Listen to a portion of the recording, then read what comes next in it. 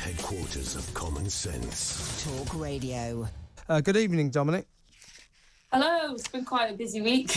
Yes, it has, but we're not going to talk about partygate per se. I'm sick of Boris's troubles, and I'm sick of the ridiculous delays in releasing Sue Gray's report. It's been likened by angry Tory MPs to an overdue baby that's reluctant to be born, and there seems to be nothing we can do to induce this eagerly awaited birth. They're talking about next week now. 2 days ago, they said it would be within hours. So frankly, I'm fed up with the wait. Once again, they do not come out of this with flying colours. They make a mess of it. I mean, just release the... I think it's deliberate. Yeah, it could well be, Dominic. But frankly, just release the damn report and stop keeping us on tenterhooks. It's just ridiculous. So what I would like to talk to you about, though, is a ramification, if you like, of Partygate.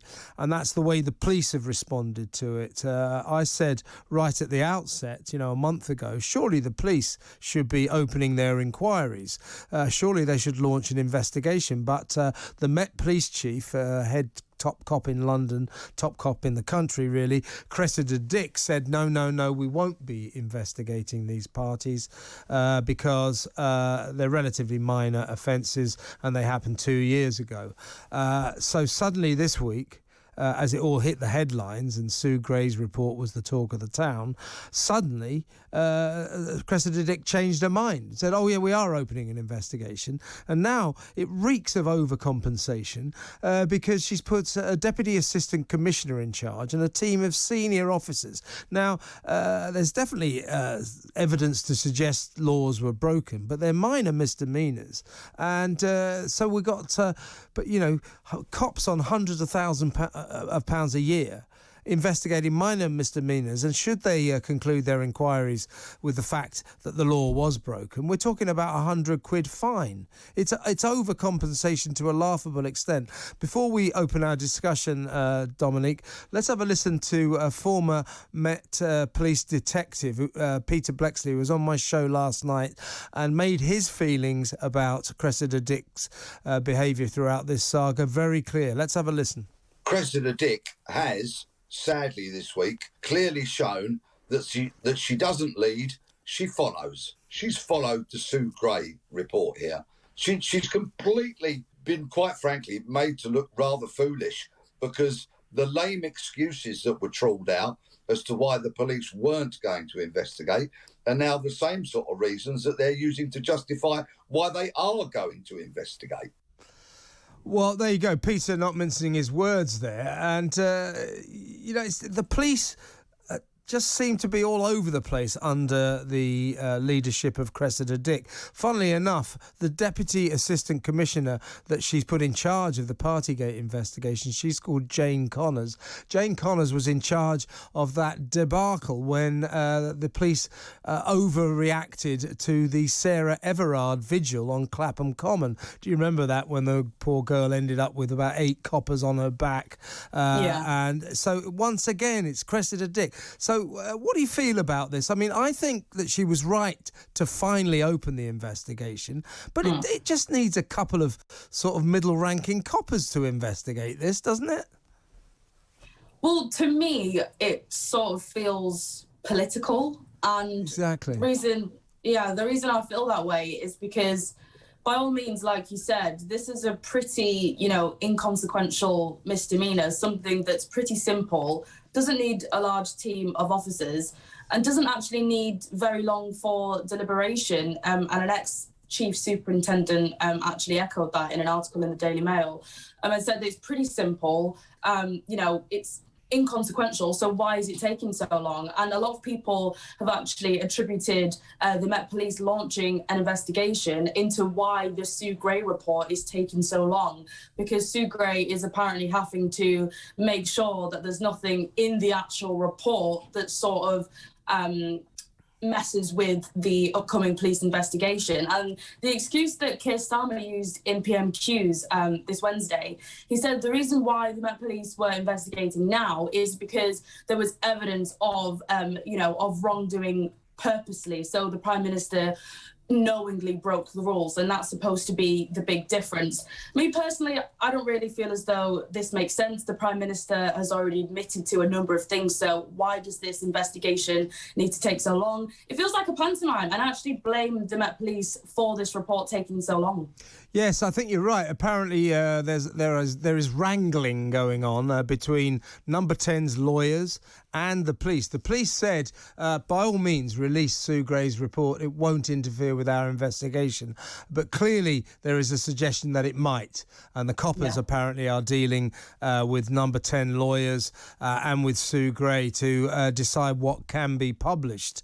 But we do also hear that elements of this report will be redacted. I've heard one reason would be to protect junior members of staff who might have been present at these parties. Why? If they were present, why do they deserve to be protected? But what I would ask is, who's deciding on what's going to be redacted? Is it Boris Johnson? That is actually the question. To be honest, I think I disagree with you a bit on that. I think, minor employees in Downing Street, I don't think that they should be hunted down. I don't think their names should be out there. And I think the reason why is because I don't think those rules made much sense in the first place. No, but that's a different point, though, Dominic. I totally agree with you. I don't think it is. I mean, the irony of this is, if Boris Johnson wasn't so autocratic and tyrannical about the COVID rules in the first place, we didn't need these things to be laws. We didn't need coppers patrolling the streets saying, "Oh, you're standing too close to that other person. Oh my God, you're having a party in your garden. You're under arrest." We didn't ever need this stuff to be laws, but they enshrined them in law, and Boris has been hoisted by his own legal petard. He went over the top, and he's paying the price. So that's the irony. I totally agree with you. The laws shouldn't have been there in the first place, but he made them. He should have obeyed them. Yeah, I mean, I do absolutely with you on that, but I think the issue is, I think people tend to overestimate the power that a Prime Minister has. And that's not me trying to absolve Boris of any responsibility here, but there were a lot of people in his ear, scientists, SAGE, people in the media as well, essentially lobbied for restrictions, and also the official opposition. There were a lot of people that were pushing for these sorts of restrictions. They were all wrong. They were all wrong, though. Yeah, and we know privately that he was actually very sceptical of them and was pushing for herd immunity. And I can't believe I'm sort of defending him here. But on the topic of his, minor staff, they're not really in charge of making any of these rules. They're just trying to earn a living and implement them. So I wouldn't want their names to be splashed out there. I don't think that's fair. If you commit a crime and you're found to be guilty, under the law of this land, your name can be published. It's as simple as that. So I'm not sure why. I mean, we're not talking about children here. We're just talking about minor members of staff. If they went to the parties, I mean, I've got some sympathy for them, but I'm not going to lose any sleep on whether or not their names get published. And I hope that's not the reason we are delaying this report so agonisingly long. But let me sort of move on a bit. I want to talk about British justice with you. Now, today, this guy, Jonathan Chew, and his mate Lewis Hughes, these were the two sort of yobs who got very leery with Chris Whitty, the chief medical officer, when he was walking in the park one lunchtime. They saw him. I saw the video. Yeah, and they what they did was horrible. They went up and humiliated him and sort of posed for pictures. Go, "Oh, go on, Chris," typical laddish behaviour. I mean, it wasn't exactly the crime of the century, and they certainly deserved to be punished. They deserved to go to court, and they deserved to be punished. But Jonathan Chew, a 24-year-old former, I think he was a legal assistant or an estate agent, something like that. He got Westminster Magistrates Court, he got 8 weeks in jail today. 8 weeks in jail for that. Meanwhile, the Colston four people who quite obviously committed criminal damage in Bristol when they pulled down Edward Colston's statue and chucked it into the sea, and the Shadwell Three, who quite clearly criminally blocked the railway and ruined the commute for thousands of commuters on the Docklands Light Railway in London. These 7 people were acquitted, found not guilty. There's something not right here. This is politically motivated justice, isn't it? It is completely politically motivated. And the message that they're trying to send is you must not question the state. And look, I'm not defending, these guys. What they did was pretty stupid. Like you said, I don't really feel like they did anything particularly bad when you got murderers and rapists out there, not going to lie. But at the end of the day, this was clearly a politically motivated decision. And, as well as the things that you just mentioned, the BLM protests that were allowed to ensue throughout lockdown, the Extinction Rebellion protests that have disrupted public life and disrupted ambulances. There are so many examples of where we could crack down on people properly, even in terms of our criminal justice system in general, in terms of rapists, in terms of murderers, in terms of paedophiles. We don't seem to be focused on the actual real issues here. Instead, we're focused on 2 idiots who took a video with Chris Whitty. Yeah, I sympathise with the guy, but is it really that much of a big deal? No, it's not, especially when you look at the Colston 4, and many people felt like they were let off politically. And you can't really deny it at this point. It's ridiculous. Yeah, this Jonathan Chew guy, basically the crime he committed, I think, in the eyes of the now warped British justice system, is he wasn't very nice to the patron saint of COVID, our COVID hero. That's what it was. It was Chris Whitty. He was battling against COVID and you did this.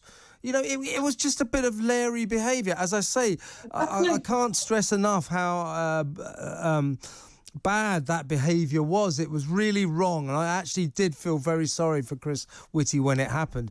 But it was just a couple of leery lads in the way those people tend to behave. Come on, give us a selfie, Chris. It's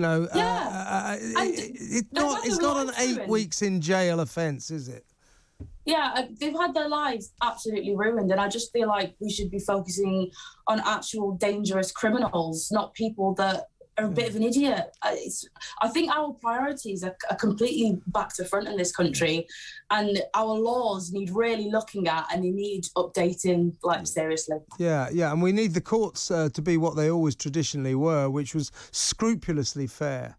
And not influenced by political considerations, personal considerations, or any other considerations, just the legal facts. This guy, Jonathan Chew, he's a bit of a lad, he's a leery lout, to be honest with you, but he shouldn't be doing 8 weeks in jail. That's just wrong. Good talk. Hot talk. Bold talk. Talk radio. Listen on your smart speaker. Watch it live on your smart TV. The world headquarters of common sense. Talk Radio.